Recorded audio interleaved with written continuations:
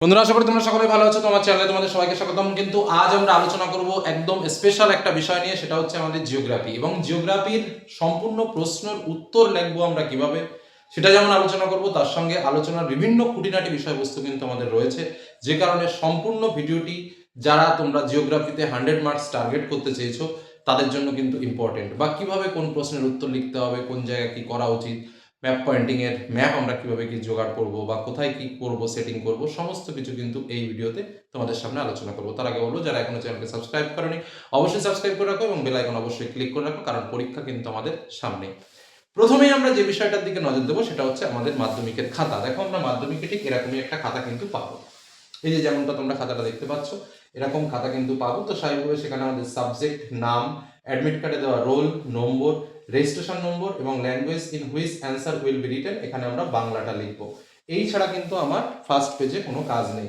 Next আমরা তারপরের পেজটা উল্টাবো, অর্থাৎ এই যে পেজটা আমরা দেখতে পাচ্ছি এই পেজে আমরা কিন্তু কিছু লিখবো না, অর্থাৎ সম্পূর্ণ এই পেজটা কিন্তু সম্পূর্ণরূপে আমাদের ফাঁকা থাকবে। নেক্সট এই যে পেজটা, এই পেজ থেকে কিন্তু আমাদের লেখা শুরু হবে এবং আমরা এখান থেকে কিন্তু মার্জিনটা কাটবো। এই হলো আমাদের খাতার ডিজাইন। তারপরে কিন্তু আমরা আস্তে আস্তে করে এগিয়ে যাব।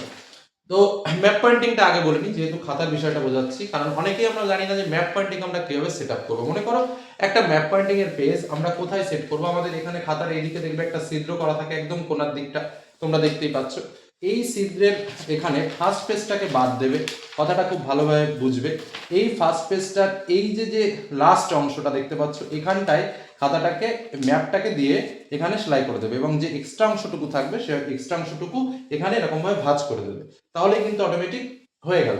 তাহলে প্রথমেই ঢুকেই আমরা ম্যাপ পয়েন্টিংটা পেয়ে গেলাম, তারপরে আমরা আমাদের মতো ক্যালকুলেশন গুলো করলাম। বা কেউ যদি মনে করো আমি লাস্টের পেজে দেবো, আমি লাস্টের পেজে দিতে বলি না, তার কারণ অনেক সময় ম্যাপ আউট হয়ে যেতে পারে। এই জন্য সবসময় বেস্ট হচ্ছে ম্যাপের কাগজটা ফার্স্ট এই যে ছিদ্রটা আছে এই ছিদ্রের সঙ্গে দ্বিতীয় পেজেই ম্যাপটাকে জুড়িয়ে দেওয়া, দাগ নম্বর বিভাগ ঠিকঠাক করে দিয়ে ম্যাপটাকে জুড়িয়ে দেবে। ঠিক আছে, এটা হলো ম্যাপ পয়েন্টিং। এবার সবসময় চেষ্টা করবে এখান থেকে উত্তরটা লেখার। মার্জিনের জন্য অনেকেই যে বিএসি বলে তিনখানা ডট দেওয়া থাকে, তিনটে ছিদ্র করা থাকে, এর নিচের থেকে মার্জিন দেয়, সেটা কিন্তু করবে না। একদম উপর থেকে মার্জিন দেবে, এরকম ভাবে মার্জিন দেবে। নর্মাল যেমন ভাবে আমরা লিখি তেমন ভাবে আমরা লিখবো। এটা গেল আমাদের বেসিক প্যাটার্ন। এবার দেখো, আমরা আসি আমাদের প্রশ্নপত্র আলোচনায় যে কিভাবে কি আমাদের উত্তর করবো। তো স্বাভাবিকভাবে খাতাটা দেখে নিলাম, খাতার কোথায় কি উত্তর লিখবো সেটাও তো বুঝে নিলাম। এবার হচ্ছে আমাদের উত্তর লেখার কৌশল বা কিভাবে আমরা উত্তরটা লিখবো। তো স্বাভাবিকভাবে প্রথমেই আমাদের কি থাকে, প্রথমেই আমাদের এমসিকিউ প্রশ্ন থাকে। এমসিকিউ প্রশ্ন আমাদের 14টি করতে হয়, কোনো অপশন থাকে না, যে কটা প্রশ্ন আমাদের থাকে সে কটা প্রশ্নের উত্তর লিখতে হয়। এবং আমরা দেখবো আমাদের প্রশ্নের দিকে তাকালে আমরা দেখবো আমাদের এমসিকিউ প্রশ্ন রয়েছে বিভাগ ক। বিভাগ কতে আমাদের এমসিকিউ প্রশ্ন রয়েছে। তো স্বাভাবিকভাবে এরকম একটা প্রশ্ন কিন্তু আমরা মাধ্যমিকের জন্য পাবো। তো প্রশ্ন লেখার সময় অবশ্যই খাতার উপরে এই জিনিসটা কিন্তু আমরা লিখবো, বিভাগ ক। কারণ আমরা উত্তর লেখার এতই তাড়া যে তাড়াতে আমরা বিভাগ লিখতে ভুলে যাই। আর আমাদের ভূগোলের ক্ষেত্রে দেখবো লাস্টে একদম যেটা আমাদের রয়েছে ম্যাপ পয়েন্টিং, আমাদের যেটা শেষ হয় সেই ম্যাপ পয়েন্টিং কিন্তু আমাদের বিভাগ চ দিয়ে শেষ হয়, অর্থাৎ প্রত্যেক দাগ নম্বরে কিন্তু আমাদের বিভাগ পরিবর্তন হয়। এই জায়গাটা কিন্তু ছাত্রছাত্রীরা খুব ভুল কাজ করে, অর্থাৎ আমাদের এই বিভাগ কথাটা কিন্তু ঠিকঠাকভাবে লিখতে হবে। তারপরে বিভাগ কথাটা ঠিকঠাকভাবে লেখার পর আমাদের এমসিকিউ প্রশ্ন। তো এমসিকিউ প্রশ্নের জন্য অনেকে কি করে, পুরো বাক্য লিখে দেয়, পুরো অপশন লিখে টিক মারে, অনেক কিছু লেখে, কিচ্ছু প্রয়োজন নেই। যেমন ধরো এখানে আমি 1.1, তাহলে খাতার আমি মার্জিন টেনেছি, খাতার মার্জিনটা টেনে আমি, এটা ধরো আমার খাতা, তো খাতার আমি এখানে আমি একে দেখাচ্ছি, খাতার আমি এখানে মার্জিনটা টানলাম, মার্জিনটা টেনে আমি এখানে লিখলাম বিভাগ ক। বিভাগ ক লিখে আমি এই করলাম। এবার একদম সরাসরি উত্তর চলে আসো বিভাগ ক 1 নম্বর প্রশ্নের উত্তর। তাহলে আমি এখানে কি লিখলাম, 1 নং প্রশ্নের উত্তর। দেখো খাতাটা দেখতেও ভালো লাগবে। 1 নং প্রশ্নের উত্তর লিখে আরো একটা দাগ দিলাম, হলো। এবার আমার কত, 1.1 প্রথম প্রশ্নের উত্তর 1.1। তাহলে 1.1 আমি কি প্রশ্নটা, ধরো একটা প্রশ্ন, একটি বহির্জাত প্রক্রিয়ার উদাহরণ হলো, অপশনে রয়েছে ভূমিকম্প, পাত সঞ্চালন, অগ্নুৎপাত, আবহবিকার। তাহলে উত্তরটা কি হবে, আবহবিকার। আমি কি লিখবো, জাস্ট এখানে দাগ নম্বরটা দিয়ে আবহবিকার। বোঝা গেল? একদম অপশন দেখে দেখে আমি লিখে দেবো এবং তলে পারলে আরেকটা দাগ দিয়ে দেবো, ব্যাস কাজ কমপ্লিট। এখানে এক্সট্রা পূর্ণ বাক্যে লেখা, এক্সট্রা বেশি লেখা এরকম কোনো প্রয়োজন নেই। তারপরে যথারীতি 1.2, তারপরে 1.3, এরকম ভাবে আমি কিন্তু পর পর উত্তরগুলো লিখে যাবো। অনেকে বলতে পারো, স্যার আমার যদি কোনো প্রশ্নের উত্তর আমি না জানা থাকে তখন আমি কি করবো। দেখো, যেহেতু এমসিকিউ প্রশ্নের উত্তর সবসময় পর পর লেখার চেষ্টা করবে, কারণ শিক্ষকদের সন্তুষ্টি করাটাও আর একটা ছাত্রের ভালো লক্ষণ বা শিক্ষকরাও কিন্তু খুব খুশি হয় যদি তুমি পরপর উত্তরগুলো পায়। তো যদি তোমার না জানা থাকে তুমি নর্মালি ফাঁকা রেখে দাও, পরবর্তীতে যদি তোমার মনে পড়ে যায় তাহলে তুমি লিখে দিলে, আর না হলে ওটা ফাঁকা থেকে গেল, কোনো রকম কোনো সমস্যা নেই। যার জন্য পরপর লেখাটা সবসময় চেষ্টা করবে, এইভাবে একদম 1 2 3 করে শুধুমাত্র দাগ নম্বর দিয়ে উত্তরটা লিখে দেবে। ধরো দ্বিতীয় প্রশ্নটা কি রয়েছে, পার্বত্য হিমবাহের শীর্ষদেশে হিমবাহ ও পর্বতগাত্রের মধ্যে সংকীর্ণ গভীর ফাটলগুলিকে কি বলে? তো উত্তর হচ্ছে বার্গস্ট্রুম। তো আমি ধরো এটা ক অপশনে রয়েছে, ক অপশনে দিয়ে বার্গস্ট্রুম। ঠিক আছে, কথাটা খুব ভালোভাবে বুঝে নেবে। তো এইভাবে কিন্তু আমি উত্তরটা লিখবো। বোঝা গেল কি বললাম? এইভাবে প্রথমে আমরা কি করব, এমসিকিউ প্রশ্নের উত্তর শেষ করব। এমসিকিউ প্রশ্নের উত্তরের পরেই শুরু হয়ে যাচ্ছে আমাদের তারপরে এসিকিউ টাইপের প্রশ্ন। এবার আমি তোমাদের একটা কথা বলি, এসিকিউ টাইপের প্রশ্ন আমাদের শুরু হচ্ছে কোথা থেকে? বিভাগ খ থেকে শুরু হচ্ছে। তাহলে ঠিক এই যে বক্সটা আমি এখানেই তোমাদের দেখাচ্ছি, শেষ হয়ে গেল। তারপরে যথারীতি আবার আমরা শুরু করলাম বিভাগ খ। বিভাগ খ এ আমাদের কি রয়েছে? এসিকিউ প্রশ্নের উত্তর, বিভিন্ন টাইপসের এসিকিউ প্রশ্নের উত্তর রয়েছে। তো বিভাগ ক্ষয়ে প্রথমে আমরা কি লিখবো? ধরো শুদ্ধ অশুদ্ধ। তাহলে প্রথমে 2 নং প্রশ্নের উত্তর একই রকম ভাবে আমরা লিখবো। দেখো বিষয়টা, 2 নং প্রশ্নের উত্তর লিখে তলে একটা দাগ দিলাম, পরিষ্কার। এবার আমাদের প্রথমে কি রয়েছে? শুদ্ধ অশুদ্ধ। অনেকে কি করে পূর্ণ বাক্যে লেখে, কোনো প্রয়োজন নেই, একমাত্র জীবন বিজ্ঞানের ক্ষেত্রে পূর্ণ বাক্যে লিখতে হয়, আর বাদ বাকি সাবজেক্টে কিন্তু পূর্ণ বাক্যে লেখার প্রয়োজন নেই। কি করবে? ধরো প্রথমটা কি রয়েছে? নদীর উৎস অঞ্চলে ধারণা অববাহিকার সৃষ্টি হয়, একদম ঠিক কথা। তাহলে এখানে আমি কি করব? জাস্ট 2.1.1 লিখে এই যে একটা দাগ দেব, দাগ দিয়ে অনেকে টিক চিহ্ন দেয়, ঠিক ভুল লেখে না, সেটা কিন্তু করা যাবে না। ভূগোলের ক্ষেত্রে স্পষ্ট একটা উল্লেখ থাকে প্রশ্নে, যেটা আমি তোমাদের প্রশ্নটা পড়ে শোনাই। কি বলে? নিম্নলিখিত বাক্যগুলি শুদ্ধ হলে পাশে সু এবং অশুদ্ধ হলে পাশে অ লেখো। তাহলে তোমার কিচ্ছুটি করার দরকার নেই, শুধু এই দাগ নম্বর লিখে, যদি এটা ধরো কি রয়েছে, এটা উৎস অঞ্চলে ধারণা অববাহিকার সৃষ্টি, তাহলে এটা কি শুদ্ধ, তাহলে এটা কি লিখবে? শুধু তাল বসায় রস্যু দিয়ে একটা কোলনের মধ্যে দিয়ে দাও, কাজ কমপ্লিট। আর কিচ্ছু না। অনেকে সত্য অসত্য অসত্য, কেউ আবার শুদ্ধ সম্পূর্ণভাবে বানান লিখে দেয়, কেউ আবার সঠিক লিখে দেয়, কেউ আবার টিক চিহ্ন দিয়ে দেয়, না সেটা কোনো নিয়ম নেই। যেটা ঠিক সেটাতে শুধু শুদ্ধ লিখবো। তারপরে ধরো রয়েছে কি, ঝুলন্ত উপত্যকায় নদী ক্ষয় কার্যের ফলে গঠিত হয়। ঝুলন্ত উপত্যকা না, ঝুলন্ত উপত্যকা নদী ক্ষয় কার্যের ফলে গঠিত হয়, তাহলে এটা ভুল। তাহলে 2.12, তাহলে কি লিখবো আমি এখানে? জাস্ট অ, কাজ শেষ। বোঝা গেল? পূর্ণ বাক্যে লেখার দরকার নেই, অকারণে সময় নষ্ট করার দরকার নেই, ঠিক যেটা আমার উত্তর হবে আমি ঠিক সেই কথাটা এখানে লিখবো। এভাবেই আমরা কিন্তু সত্য মিথ্যা লিখবো। এবার একটা বড় রোগ বলি, ছাত্রছাত্রীদের মধ্যে একটা ব্যাড কনসেপ্ট আছে। কি কনসেপ্ট আছে? যে আমরা দেখেছি, বিশেষ করে টেস্ট পরীক্ষা খাতা যখন দেখেছি বা মাধ্যমিকের পরীক্ষার খাতা যখন আমরা দেখি, তখন আমরা দেখি ধরো 7টা প্রশ্ন দেয়, সবাই কি করে? গড়ে 7টাই লিখে দেয় শুদ্ধ অশুদ্ধ, মনে করে কি আমার 7টার মধ্যে 5টা হলেই আমি নম্বরটা পেয়ে যাই। কিন্তু না, সেটা কিন্তু হয় না। একদম প্রথম থেকে 5টা দেখে একটা এরকম একটা আমি যেটা করি, এরকম একটা সোজা করে একটা দাগ দিয়ে দিই, পেন দিয়ে দাগ দিয়ে নিচে টুকু আমি দেখবো না। তাহলে কি করবো? প্রথম যে কটা রয়েছে সে কটা, সেই 5টা আমি দেখে সেখানে নম্বর দিয়ে দেবো, ব্যাস কাজ কমপ্লিট। কিন্তু তুমি যদি ওই বেশি পরিমাণে লেখো, সেটা দেখি না এই কথাটা বলো পুরোপুরি ভুল। সেটা হচ্ছে যদি কোনো ক্যান্ডিডেট ফেল করছে, পাস করতে পারছে না, সেই ধরনের কেসে যে 1-2 মার্কের জন্য শর্ট হয়ে যাচ্ছে, তখন এখানে একটু তাকিয়ে দেখলাম যে না, এখানে দুটো হয়েছে, 2 মার্ক যদি পেয়ে যায়, 2 মার্ক যদি পাস হয়ে যায়, সে ব্যাপারটা অন্যরকম। কিন্তু এখানে কিন্তু তোমার লেখার যেটা নিয়ম, সেটা হচ্ছে যে কটা তোমাকে লিখতে বলেছে, যে কোনো 6টি প্রশ্নের উত্তর দাও, তো তুমি সেই যে কোনো 6টি প্রশ্নের উত্তরই দাও, 1 2 3 4 5 6 6টি প্রশ্নের উত্তর পরপর সাজিয়ে দাও। বোঝা গেল? তো এই 6টি প্রশ্নই কিন্তু দেখবে। আর যদি এক্সামিনার টেরা লেখা হয়, তাহলে কিন্তু এক্সট্রা মাইনাস করে দিতে পারে। এজন্য যে কটা সঠিক কনফার্ম তুমি জানো, সে কটা পরপর লেখার চেষ্টা করো। ঠিক আছে? এটা কিন্তু তোমার কাজ। তাহলে এইভাবে আমরা শুদ্ধ অশুদ্ধ গুলো লিখলাম। তারপরে যখন আমাদের শুদ্ধ অশুদ্ধ শেষ হয়ে গেল, তারপরে আমাদের কি রয়েছে দেখো? শূন্যস্থান পূরণ। শূন্যস্থান পূরণ 2.2 এ। তাহলে এখানে আমরা কি করব? সেই একই রকম ভাবে 2.2 শূন্যস্থান পূরণ। ধরো প্রথমটা রয়েছে কি, একটা শূন্যস্থান পূরণ, ন্যাপথা ড্যাশ শিল্পের প্রধান কাঁচামাল। কোন শিল্পের? পেট্রো রসায়ন শিল্পের। কিচ্ছু লিখবো না, আমি জাস্ট দাগ নম্বরটা দিয়ে পেট্রো রসায়ন শিল্প, পেট্রো রসায়ন শিল্প লিখে তলে দাগ দিল, ব্যাস কাজ কমপ্লিট। পূর্ণ বাক্যে লেখার কোনো প্রয়োজন নেই, অকারণে সময় নষ্ট করার দরকার নেই, কারণ 2 মার্ক 3 মার্ক 5 মার্কে অনেক লিখতে হয়, ম্যাপ পয়েন্টিং রয়েছে, আর কম শর্ট কোশ্চেন নয়, প্রচুর প্রচুর শর্ট কোশ্চেন। ঠিক আছে? এইভাবে কিন্তু আমরা শূন্যস্থান পূরণগুলো লিখব।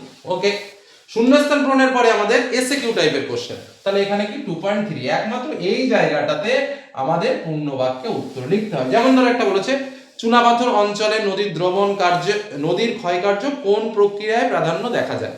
চুনাপাথর অঞ্চলে দ্রবণ কার্য, এই ক্ষেত্রে আমি পূর্ণ বাক্যে লিখবো, কিন্তু সেই পূর্ণ বাক্যে লেখারও একটা প্যাটার্ন আছে। মূল উত্তরের তলে দাগ দেওয়াটা বাঞ্ছনীয়। কি বলছি বিষয়টা? আর একটা সহজ প্রশ্ন লেখার জন্য আমি ধরো কর্ণাটকের ব্যবচ্ছিন্ন মালভূমির নাম কি? কর্ণাটকের ব্যবচ্ছিন্ন মালভূমির নাম কি? দাক্ষিণাত্য মালভূমি। তাহলে আমি উত্তরটা কি লিখবো? কর্ণাটকের, বিষয়টা বুঝে নাও, ব্যবচ্ছিন্ন মালভূমির নাম দাক্ষিণাত্য মালভূমি। দাক্ষিণাত্য মালভূমি, এটা আমি লিখলাম। এই উত্তরটা লিখে যেটা মূল উত্তর তার কোণে আমি একটু দাগ দিয়ে দিলাম। এটা খুব দেখতেও ভালো লাগে, স্যাররা এটা পছন্দও করে। বোঝা গেল কি বললাম? তাহলে এসে কিউ প্রশ্ন আমরা যখন এইভাবে লিখছি তখন ডাইরেক্ট কোশ্চেনের অ্যান্সার গুলো পূর্ণ বাক্যে উত্তর লিখে মূল উত্তরের তলে আমরা দাগ দিয়ে দেবো। বোঝা গেল কি বললাম? এভাবে আমরা পরপর উত্তরগুলো সাজিয়ে দেবো। ঠিক আছে, নেক্সট যে বিষয়টা আমাদের দরকার সেটা হচ্ছে ডান স্তম্ভের সঙ্গে বাম স্তম্ভ। এটা এক ভয়াবহ জটিল অবস্থা তৈরি করে তোমাদের সামনে। আমি বিষয়টা বুঝিয়ে দিই। তোমরা কি করবে? প্রথমে দাগ নম্বর জন্য ভুল না হয়, তারপরে যথারীতি বাম দিক, তারপরে যথারীতি ডান দিক, এটা আমরা লিখে নিলাম। তাহলে বাম দিক এবং ডান দিক লিখে নেওয়ার পরে বাম দিকে আমাদের যে পরপর সিরিয়াল নম্বর আছে, ধরো 2.41, 2.42, 2.43, 2.44, এই সিরিয়ালগুলো আমি পরপর লিখে নিলাম। পরপর এখানে যেটা আছে, এখানে যেটা আছে, এখানে যেটা আছে লিখে নিলাম। ঠিক আছে, এইবার ডান দিকের সঙ্গে আমার যেটার মিল হবে, ধরো 3 এর মিল হলো তো 3 দাগেরটা লিখবো, এখানে ধরো 2 এর মিল 2টা লিখবো, এখানে ধরো 4 এর মিল 4টা লিখবো, এখানে ধরো 1 এর মিল তো 1টা লিখবো। এইভাবে আমরা লিখবো, তাহলে কিন্তু অ্যাকচুয়াল মেথড। আমরা অনেকে কি করি, এইভাবে ক্রসিং করি, এটা করা ঠিক না। তারপরে আবার উল্টো পাল্টা লিখে দিই দাগ নম্বরের সঙ্গে মিলিয়ে, সেটাও না। অ্যাকচুয়াল মেথড হচ্ছে এইটা। এইভাবে লেখার চেষ্টা করো, শিক্ষকও খুশি হবেন, তোমার নম্বরটাও ঠিকঠাক ভাবে পড়বে। হলো, এই হলো আমাদের ডান দিক এবং বাম দিক লেখার প্যাটার্ন। এবার তারপরে যথারীতি ডান বাম শেষ হয়ে যাওয়ার পরে চলে আসলো আমাদের 2 মার্কের প্রশ্ন। তো 2 মার্কের প্রশ্ন আমাদের 6টা লিখতে হয়। আমি এর প্যাটার্ন অনেকবার বলেছি, বিশেষ করে এই ধরনের আলোচনায় 2 মার্কের প্রশ্ন করার জন্য সবসময় সংজ্ঞা, বৈশিষ্ট্য, উদাহরণ, চিত্র এইভাবে লেখার চেষ্টা করবে। পয়েন্টগুলো বক্স আকারে দেওয়ার চেষ্টা করবে। সংজ্ঞাটা লিখলাম, সংজ্ঞাটা লিখে একটা বক্স করলাম, তারপরে উত্তর লেখা শুরু করলাম। তারপরে বৈশিষ্ট্য বলে লিখলাম, বৈশিষ্ট্য লিখে আবার একটা বক্স করলাম, 1 2 দুটো বৈশিষ্ট্য দিলাম। যদি উদাহরণ দেওয়ার থাকে দুটো উদাহরণ দিলাম, একটা বক্স করে একটা উদাহরণ দিয়ে দিলাম। এখানে একটা চিত্র আঁকার দরকার থাকলে চিত্র বলে পয়েন্ট করলাম, তারপর একটা চিত্র দিয়ে দিলাম, ব্যাস এটুকু। অনেকে বলবে স্যার 2 মার্কের জন্য এত কিছু লিখতে হবে, বিষয়টা সেটা নয়। বিষয়টা হচ্ছে কিছু কিছু বিষয় আছে যার একটা প্যাটার্ন থাকে, এটা হলো সেই প্যাটার্ন যেটা ফুল মার্কস পাওয়া যায়। আমি সেটাই তোমাদের সামনে তুলে ধরছি যাতে কোনো কিছুর ঘাটতি না থাকে। তো এইভাবে আমরা 2 মার্কের প্রশ্নগুলো লিখবো পরপর করে, এবং আমাদের 6টা প্রশ্ন উত্তর লিখতে হয়। 6টা প্রশ্ন লিখবো, তোমাদের জন্য স্পেশাল সাজেশন আমি শেয়ার করে দিয়েছি অলরেডি। 2 মার্ক, 3 মার্ক, 5 মার্ক, সেই প্রশ্নগুলো ভালো করে পড়লে কমপ্লিট হয়ে যাবে। তারপরে যদি 3 মার্কের প্রশ্ন 4টে লিখতে হয়, এখানেও ঠিক তাই, দাগ নম্বর ঠিকঠাক ভাবে দেবে। দাগ নম্বর ঠিকঠাক ভাবে দেওয়ার পর আমরা প্রশ্নের উদ্ধৃতি করে সুন্দরভাবে লিখবো। হ্যাঁ, তবে 3 মার্ক এবং 5 মার্কের জন্য একটা স্পেশাল কথা তোমাদের বলি, প্রশ্নগুলো না ডাইরেক্ট অ্যান্সার করবে না। ধরো একটা প্রশ্ন তোমাকে দেওয়া রয়েছে, ধরো একটা কোশ্চেন, আমি এখানে 3 মার্কের কোশ্চেন একটা ধরি। ধরো প্রথম লেখা রয়েছে হিমরেখার উচ্চতা সর্বত্র এবং সব ঋতুতে সমান হয় না, সমান হয় না কেন? তো এই যে প্রশ্নটা, আমি একদম প্রথমেই সব ঋতুতে সমান হয় না তার কারণগুলো সমান হয় না, অথবা আমি লিখলাম না, একদম প্রথমেই পয়েন্ট করে উত্তর লেখা শুরু করলাম না, সেটা করবে না। তাহলে প্রথমে দাগ নম্বরটা দিয়ে কথাটুকু একটু লেখো যে হিমরেখার উচ্চতা সর্বত্র এবং সব ঋতুতে সমান লক্ষ্য করা যায় না, তার জন্য অনেকগুলো কারণ রয়েছে, নিম্নে তার মধ্যে বা তার মধ্যে ধরো এই কারণগুলো রয়েছে, আমি 4 5টা 6টা কারণ দিলাম। এবার যেহেতু 3 মার্কের প্রশ্ন আমি তো বেশি বিস্তারিত আলোচনা করতে পারবো না, তার মধ্যে নিম্নে কয়েকটি কারণ সম্পর্কে আলোচনা করা হলো। এবার তুমি 4 5টা প্রশ্ন দাও। অর্থাৎ একদম আমি যেটা বলতে চাইছি যে কোনো একটা প্রশ্ন যখন লিখবে তার হেডিং এর একটু বাক্যটা, 2-1টা বাক্য কিন্তু লেখার চেষ্টা করো। এক্ষেত্রে লেখার মানও বৃদ্ধি পায়, স্যারের নম্বরটা দিতেও ভালো লাগে, আর পয়েন্ট ভিত্তিকভাবে লেখার চেষ্টা করবে। আর যদি পয়েন্ট না হয় প্রথমত, দ্বিতীয়ত, তৃতীয়ত, আর যদি সেটাও না হয় অন্তত প্যারা প্যারা করে লেখার চেষ্টা করো। ঠিক আছে, এইভাবে কিন্তু 3 মার্কের প্রশ্নের উত্তরগুলো করবে। যদি পার্থক্য আসে পরীক্ষায়, অবশ্যই পার্থক্যের বিষয় উল্লেখ করবে, একদিকে বিষয় আর একদিকে হচ্ছে অন্য বিষয়। তারপরে 3 মার্কের জন্য অন্যতম চেষ্টা করবে 5টা করে পার্থক্য দেওয়ার। ঠিক আছে, এই কাজগুলো করবে, দেখবে নম্বর এমনি তত্তর করে এগিয়ে যাবে। ঠিক আছে, আচ্ছা 3 মার্কের কোশ্চেন হলো। এবার আমরা চলে আসি 5 মার্কের কোশ্চেন। 5 মার্কের কোশ্চেন তো কারণমূলক কোশ্চেন। প্রাকৃতিক ভূগোল থেকে 2টো প্রশ্ন, একটা তো তোমার ওই ভূমিরূপের মধ্যে সংজ্ঞা, বৈশিষ্ট্য, উদাহরণ সহযোগে চিত্র সহ ব্যাখ্যা করবে। আর একটা প্রশ্ন তো নর্মালি পয়েন্ট ভিত্তিক তোমাকে লিখতে হবে, ধান পাঠ্য পরে বলছি, সে যেটা বায়ুমণ্ডলের প্রশ্ন, যেমন আসুক তেমন ভাবে উত্তরটা লিখতে হবে। আর ওদিকে ধান পাট চায়ের এই জায়গাটা ছেলেমেয়েরা ভুল করে একটু বলে দিই, অনুকূল পরিবেশ যদি বলে তাহলে কিন্তু প্রাকৃতিক এবং অর্থনৈতিক দুটোই লিখতে হবে। আর যদি শুধু প্রাকৃতিক বলে দেয় তাহলে তো শুধু প্রাকৃতিক চলে গেল, বা অর্থনৈতিক শুধু বলে না, যদি অনুকূল বলে তাহলে কিন্তু প্রাকৃতিক এবং অর্থনৈতিক দুটো পার্টই লিখতে হবে। এটা কিন্তু মাথায় রেখো এই প্রশ্নটার জন্য স্পেশালি। আর ওখানে অন্যতম প্রাকৃতিক থেকে অন্তত 5টা পয়েন্ট আর অর্থনৈতিক থেকে 3-4টে পয়েন্ট কম করে, আর তাছাড়াও যদি এক্সট্রা পয়েন্ট থাকে এক্সট্রা তাহলে একটা লাইন লিখে দিলে এছাড়াও এই কারণগুলো অন্যতম, ব্যাস মিটে গেল। এই হয়ে গেল আমাদের কিন্তু টোটাল জিওগ্রাফির কোশ্চেনের অ্যান্সার লেখার পদ্ধতি, বা কিভাবে কি আমরা লিখবো। পয়েন্ট ভিত্তিক লিখবে। আর ম্যাপ পয়েন্টিং অনেকে বলে যে স্যার পেন দিয়ে করবো না পেন্সিল দিয়ে করবো, যেটা দিয়ে খুশি করতে পারো, কিন্তু তোমরা যেহেতু ছোট পেন্সিল দিয়ে করাটাই বেটার, কারণ যদি মিস্টেক হয়ে যায় তাহলে কিন্তু তোমরা সেটাকে রিপেয়ার করতে পারবে, ঠিকঠাক ভাবে করতে পারবে। আর জিওগ্রাফিতে ভালো নম্বর পাওয়ার যেটা সব থেকে বড় হাতিয়ার সেটা হচ্ছে কিন্তু চিত্র। সে প্রত্যেকটা ক্ষেত্রেই চিত্র যেখানে দেওয়া যায় সেখানে চিত্রটা দেওয়ার চেষ্টা করবে, ভুল ভ্রান্তি কম করবে। আর যে প্যাটার্নে বললাম সেটা বলবে, লুজশিট নিলে লুজশিটের সিরিয়াল নম্বর ঠিকঠাকভাবে লিখবে, পরে সেট আপ করে ঠিকঠাকভাবে। আর ম্যাপ পয়েন্টিংটা করার কৌশল আমি তোমাদের আগেও শিখিয়েছি, তবুও আরেকবার বলে রাখি, ম্যাপ পয়েন্টিং এর পরপর যে পয়েন্টগুলো দেওয়া আছে ম্যাপে ঠিকঠাকভাবে করবে। আর প্রত্যেকটা পয়েন্টের ক্ষেত্রে আমরা অনেকেই জানি না, তবুও আমি আরেকবার আলোচনা করে দিই। যারা ওই ভিডিওটা দেখেছো তো ভালো, আর যারা দেখোনি তারা একটু দেখে নিও, কারণ এখন ম্যাপ পয়েন্টিং এর ডিটেলস আলোচনা করার সময় ধরো প্রশ্নে কি লেখা থাকে, প্রদত্ত ভারতের প্রশ্নপত্রের সাথে প্রদত্ত ভারতের রেখামানচিত্রের চিত্রগুলির উপযুক্ত প্রতিকোণ অংশ চিহ্নিত করো। ধরো রয়েছে কি রয়েছে এখানে, মেঘালয় মালভূমি। তো মালভূমিটা আমি কিভাবে দেখাবো, একটা ম্যাপের মধ্যে ধরো ইন্ডিয়ার যে ম্যাপটা রয়েছে তার মধ্যে মেঘালয় মালভূমি, এই জায়গাটা আমি এরকম ভাবে অ্যাসিং করে দেখিয়ে দিলাম, ব্যাস মিটে গেল। এবার ধরো দিল তারপরে কি রয়েছে, নর্মদা নদী। তো নদীটাকে আমি এভাবে দাগিয়ে যখন দিলাম তখন তার পাশে কিন্তু একটা তীর চিহ্ন দিয়ে দেখাতে হবে যে কোন দিকে যাচ্ছে, মানে কোন বাহিনী নদী। এই তীরগুলো কিন্তু ইম্পর্টেন্ট। তো প্রত্যেকটা জিনিস, একটা পাহাড় এলো তো পাহাড়টাকে আমি এরকম ভাবে দাগ দিয়ে দেখাতে পারি না, পাহাড়টা সবসময় আমার এরকম ভাবে দেখাতে হয়, পাহাড় বা পর্বত বা শৃঙ্গ যদি বলে তখন আমার এরকম একটা ছোট্ট পিক আঁকিয়ে দেখাতে হয়, ঠিক আছে। কোন একটা কেন্দ্র বললে সেখানে একটা গোল করে দেখাতে হয়। তো এক একটার ক্ষেত্রে এক একটা সিম্বল আছে, প্রত্যেকটা জিনিসের ক্ষেত্রে আলাদা আলাদা কিন্তু সিম্বল আছে। তো তোমাদের প্রশ্নে কি দিচ্ছে তার উপরে বেস করে কিন্তু আমার সেই সিম্বলটা ম্যাপ পয়েন্টিং এ দেখাতে হয়, তাহলেই কিন্তু অ্যাকচুয়াল অ্যান্সারটা হয়। কিন্তু আমরা যাই হোক সেটাকে একটু নরমে দেখি, চেষ্টা করি যে মোটামুটি ঠিকঠাক ভাবে থাকলেও হয়ে যাবে। আরেকটা কথা বলে রাখি, ম্যাপ পয়েন্টিং এর ক্ষেত্রে অনেকে ভয় পায় যে একদম অ্যাপ্রোপ্রিয়েট কি হতে হবে না, একদম অ্যাপ্রোপ্রিয়েট হওয়ার দরকার নেই, তবে 10% থেকে 15%-এর মধ্যে এদিক ওদিক যদি হয়ে যায় সেক্ষেত্রে কোনো সমস্যা নেই, সেক্ষেত্রে কিন্তু তোমরা নম্বর পেয়ে যাবে। তো এই হলো মোটামুটি একটা বেসিক আইডিয়া তোমাদের দিলাম যে কিভাবে প্রশ্নপত্র লিখতে হয় বা কিভাবে লিখলে ভালো মার্কস পাওয়া যায়, বা আমরা প্রশ্নের উত্তরগুলো কিভাবে লিখবো তার একটা নমুনা তোমাদের সামনে তুলে ধরলাম। আশা করি তোমাদের এতে অনেক উপকার হবে। এরপরেও যদি তোমাদের আরো কিছু জানার প্রয়োজন থাকে অবশ্যই কমেন্ট সেকশনে এসে কমেন্ট করো, চেষ্টা করবো সেই প্রশ্নের উত্তর দেওয়ার। তো আজকের মধ্যে এখানেই শেষ করছি। ভালো থেকো, সুস্থ থেকো, সাবধানে থেকো, ধন্যবাদ।